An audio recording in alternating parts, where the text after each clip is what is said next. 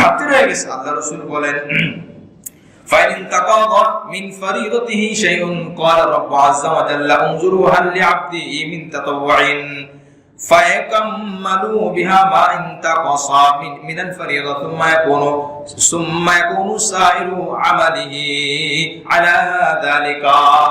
বান্দার নফল দেখা যায় কিছু নফল আছে, আবার ফরজের ঘাটতি আছে, আল্লাহ পাক বলবেন ওই নফলটা টান দিয়ে নিয়ে ফরজের ঘাটতির মধ্যে ঢুকাও, ফরজ ঘাটতি পূর্ণ করো। ফরজের ঘাটতি পূর্ণ হয়ে গেল, আল্লাহ পাক বললেন তোমার ফরজ সুন্দর হয়ে গেছে, আমি আল্লাহ খুশি হয়ে তোমাকে জান্নাতে পাঠিয়ে দিলাম, যাও। সুবহানাল্লাহ। এজন্য নফলের গুরুত্ব অনেক। রাসূল করিম সাল্লাল্লাহু আলাইহি ওয়াসাল্লাম মুসলিম শরীফের 448 নম্বর হাদিসের মধ্যে বলেন, একজন সাহাবী এসে বলতেছে, ইয়া রাসূলুল্লাহ আখবিরনি বিআমালিন আ'মালুহু ইদখিলনিল জান্নাহ ইদখিলিল্লাহু বিল জান্নাহ। হে আল্লাহর রাসূল, আপনি আমাকে এমন একটা আমল শিখিয়ে দেন যে আমল করলে আল্লাহ পাক আমাকে জান্নাতে প্রবেশ করাবে। সুবহানাল্লাহ। এই আমলটা কি তার দরকার? আমাদের দরকার নাই, সবার দরকার। তো এই কি আমল? ফাসাকাতা, নবী চুপ থাকলেন। সুম্মা সালতুহু, ওই সাহাবী বললেন আমি আবার প্রশ্ন করলাম, হুজুর কিছু আমল শিখিয়ে দেন যার দ্বারা জান্নাতে যাওয়া যায়। নবী আলাইহিস সালাম চুপ থাকলেন। সুম্মা সালতুহু আস-সালিসা, ওই সাহাবী তৃতীয়বার আবার প্রশ্ন করলেন, হুজুর জান্নাতে যাওয়ার আমল শিখিয়ে দেন। এরপর ফাকাল সাআলতু আন যালিকা রাসূলুল্লাহ সাল্লাল্লাহু আলাইহি ওয়াসাল্লাম ফাকাল আলাইকা বিকাথরাতিস সুজুদি লিল্লাহি ফাইন্নাকা লা তাসজুদু লিল্লাহি সাজদাতান ইল্লা রাফা'াকা আল্লাহু বিহা দারাজাতান ওয়া হাত্তা আনকা বিহা খাতিয়াতা। রাসূল বলেন দেখো তুমি তোমার সিজদাকে বাড়িয়ে দাও। সুবহানাল্লাহ। কি বাড়িয়ে দাও? সিজদা। সিজদা কিসে আছে বেশি? জানাজার নামাজে।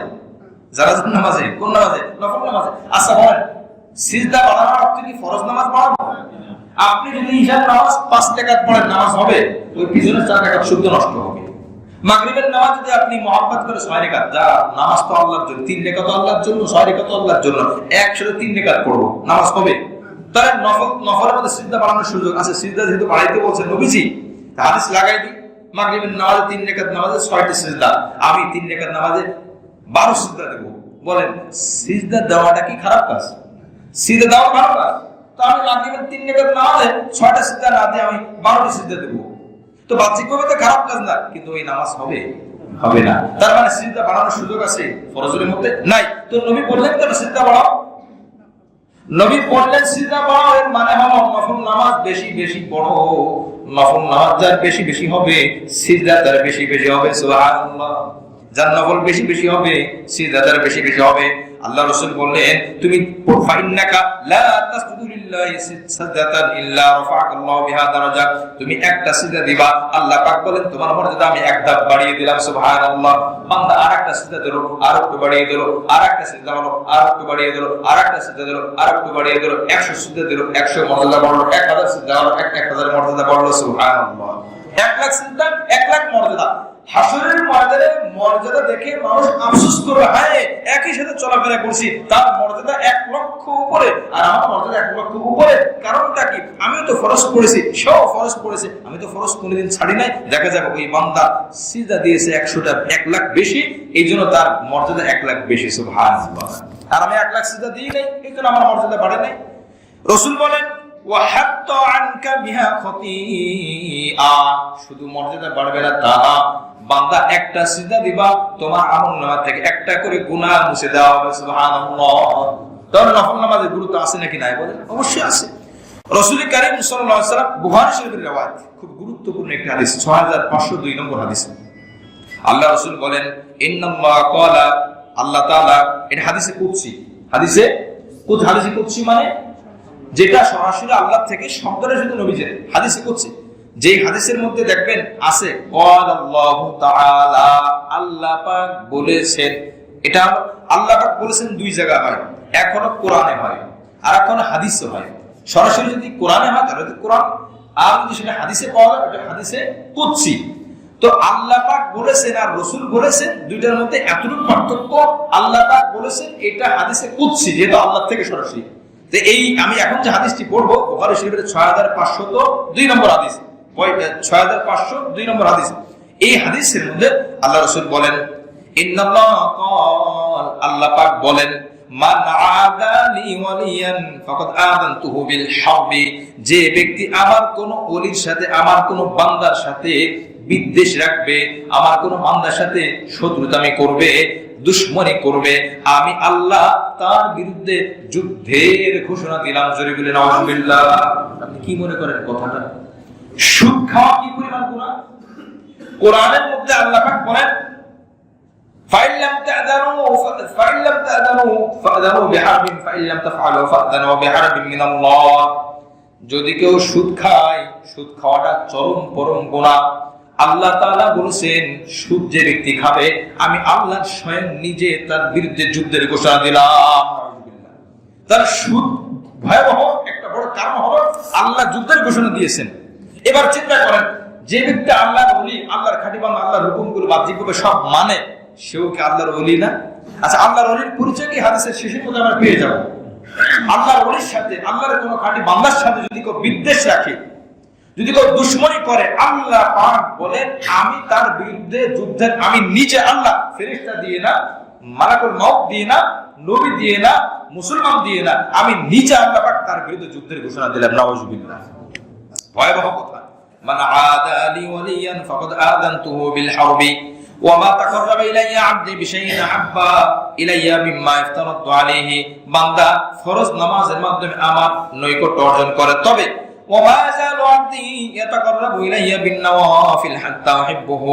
বান্দা যখন নফল নামাজ বেশি বেশি পড়ে, নফল ইবাদত বেশি বেশি করে, আল্লাহ পাক বলেন এক পর্যায়ে আমি আল্লাহ তাকে ভালোবেসে ফেলি। সুবহানাল্লাহ।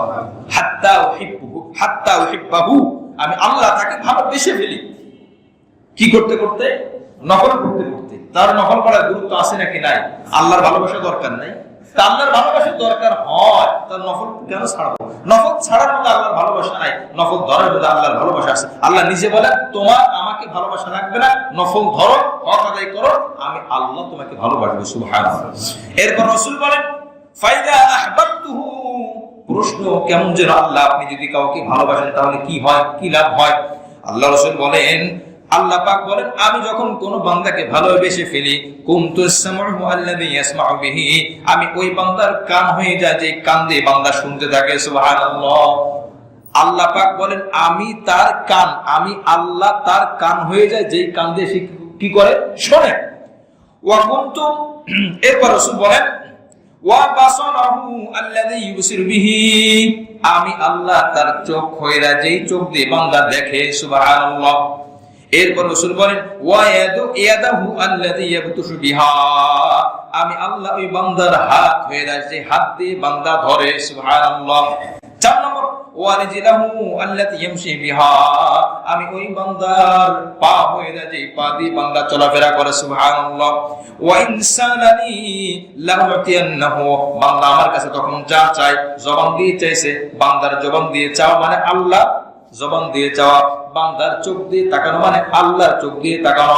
বান্দা হাত উপরে তুলছে, আল্লাহর কাছে চাইছে, কেমন যেন আল্লাহ পাক চাইছে। তো বান্দাকে বলে এই বান্দা তুমি যখন আমার কাছে চাও, লাউতিয়ান্নাহু, আমি আল্লাহ তোমাকে অবশ্যই অবশ্যই দান করব। সুবহানাল্লাহ।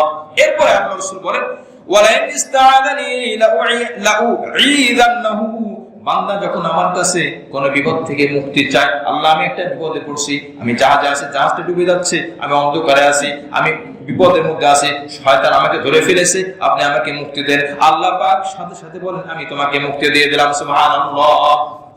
এখন একটা প্রশ্ন, সে প্রশ্ন হলো আল্লাহ রাসূল সাল্লাল্লাহু আলাইহি ওয়াসাল্লাম বলেছেন যে বান্দার হাত হয়, বান্দার পা হয়, এটার ব্যাখ্যাটা কি? বান্দার আল্লাহ কি বান্দার হাত হতে পারে?